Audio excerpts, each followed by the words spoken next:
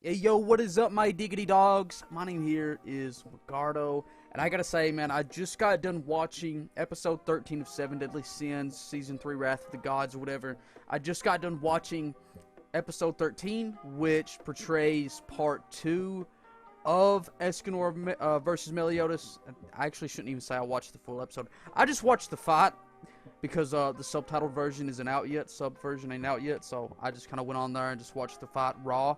Part 2 of the fight, I should say. Meliodas versus Escanor. Pride against Wrath. Praise the motherfucking sun, by the way. But anyways, so I just got done watching part 2 of the fight. And before we get into part 2, just going to take a quick look back at part 1 of the fight, episode 12, that was released like 2 weeks ago. And normally I'm not the type of person to complain about animation within an anime. I'm really not. I don't generally complain about animation. But if we look back at part 1 of the fight, episode 12, we can tell that, well, at least from my perspective and quite a few other people's perspective, animation-wise, the fight was absolute doo-doo. It was like complete garbage, and a lot of people will agree with me on that. If you disagree with me on that, that's fine. If you think the animation was okay, it's all on you.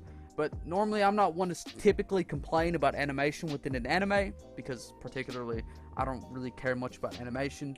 As long as it looks decent, as long as it looks solid, I can kind of give a shit less. But with this fight in particular, I guess it's just where I'm such a huge Seven Deadly Sins fan.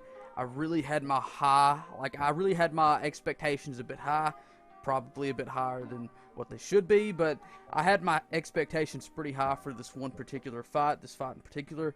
And for part 1 of the fight, episode 12, I mean, I gotta say, I was really disappointed with the animation, and some people were saying that the fan animation of the fight was actually done better than the official animation. And I mean, just check this out. If you agree with that, that's cool. If you disagree with that, that's cool.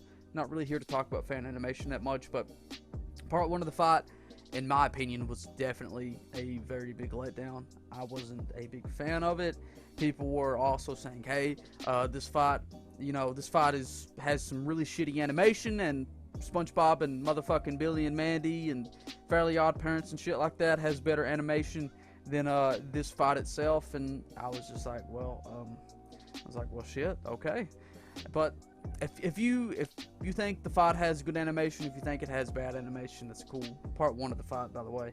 But I just kind of wanted to take a look back on that.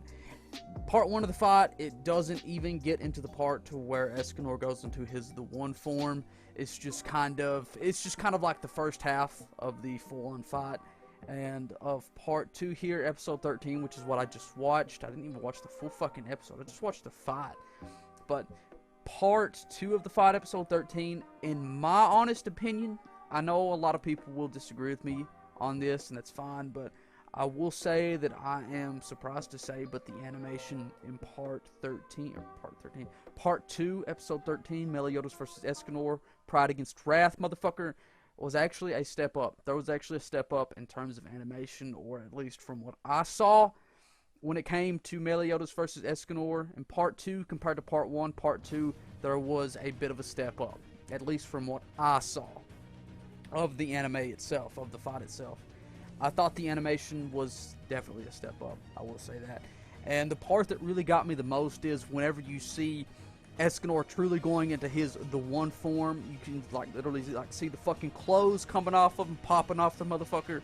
That's when I got shivers down my spine, and I will literally say that the animation got really good right there. That's personally my view of it. I don't particularly have high expectations like 99% of the time of like different fights within anime, but this is one fight in particular that I really had high hopes for. I was definitely let down with part 1 of the fight on episode 12, and part 2 of the fight, of course, I did lower my expectations after viewing part 1. I was like, I knew I shouldn't have set my expectations way too high.